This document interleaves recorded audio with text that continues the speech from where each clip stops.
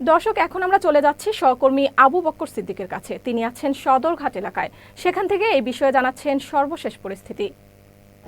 এই মুহূর্তে আমি সরাসরি সংযুক্ত আছি সদরঘাট লঞ্চ টার্মিনাল থেকে, আপনাদেরকে দেখানোর চেষ্টা করছি। দর্শক, আপনারা জানেন যে আগামীকাল কিন্তু ঈদুল আজহার, এই ঈদুল আজহারের যে ঈদ উদযাপন করার জন্য কিন্তু ঢাকা থেকে দক্ষিণ অঞ্চলের মানুষ কিন্তু ঘরমুখী হচ্ছেন।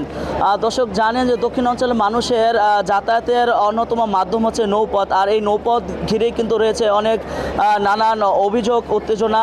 দর্শক, আমরা সকাল থেকে এখানে এসে যতদূর জানতে পেরেছি যাত্রীদের থেকে কিন্তু অভিযোগ আমরা অনেকটা পেয়েছি। যাত্রীরা বলছিলেন যে দীর্ঘক্ষণ আমাদেরকে এখানে বসিয়ে রাখে, টাইম অনুযায়ী ছাড়ার কথা থাকলেও তারা কিন্তু ছাড়ছে না। 3টা বাজে ছাড়ার কথা থাকলেও এখন কিন্তু 11টা, সাড়ে 11টা পর্যন্ত কিন্তু তারা এখানে লঞ্চ রেখেছে, এমনটাই কিন্তু অভিযোগ করছেন যাত্রীরা।